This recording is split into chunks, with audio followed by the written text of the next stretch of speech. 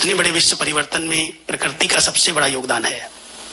भारत के अंदर तो परमाणु युद्ध उसका असर नहीं होगा, क्योंकि ये अगर हो गया तो फिर से सृष्टि को चलाना बनाना, फिर से हरियाली लाना बहुत मुश्किल होगा। इसलिए भारत खंड अविनाशी खंड है, और इस अविनाशी खंड में परमाणु युद्ध हो जाए ऐसा नहीं हो सकता। लेकिन जो दूसरे देश इतना बड़ा विस्तार हुआ है उसका तो खात्मा होगा ही, उसके लिए सब तैयारियां हैं।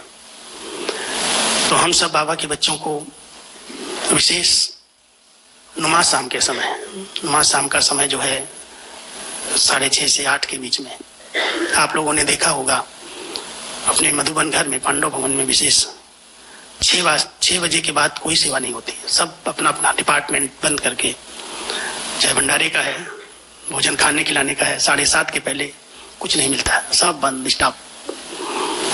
सब तैयार होकर के शांति स्तंभ पर, बाबा के कमरे में ही, हाल में ही, आंगन में, सब जगह योग चलता है।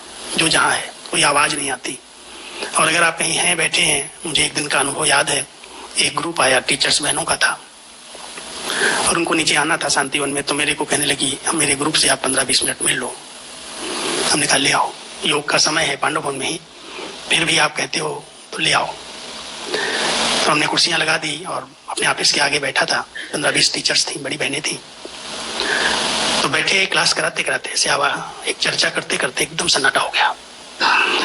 न मैंने कुछ बोला, न सामने वाले कोई बोले, चुप एकदम। और ऐसे लगा कि जैसे कोई, बाबा कहता ना, कहीं शरीर छोड़ती कोई आत्मा तो उसकी पवित्र शक्तिशाली तपस्वी आत्मा अगर जाती है तो उसके वाइब्रेशन चारों तरफ फैलते हैं, भां भां भां, साइलेंस हो जाती है। थोड़ी देर तक, करीब 5-7 मिनट तक ऐसे लगा जैसे बहुत करंट साइलेंस की चारों तरफ से आ रही है, ऐसे वाइब्रेशन आ रहे हैं, डीप साइलेंस में सब चले।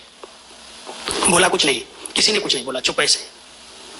उसके बाद में मैंने कहा क्या हो गया, मैंने भी बोल दिया बंद हो गया बोलना, आपका भी सबका बंद हो गया।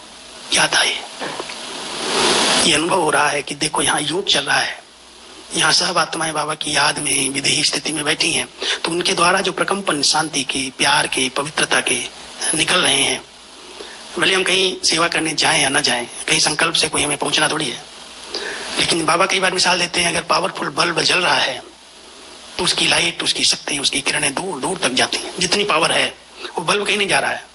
आज सूर्य निकलता है, सूर्य जा नहीं रहा है कहीं, लेकिन उसकी किरणें चारों तरफ फैल रही हैं। जितना ऊंचाई पर दिखाई देता है उतना वो किरणें तेज होती जाती है।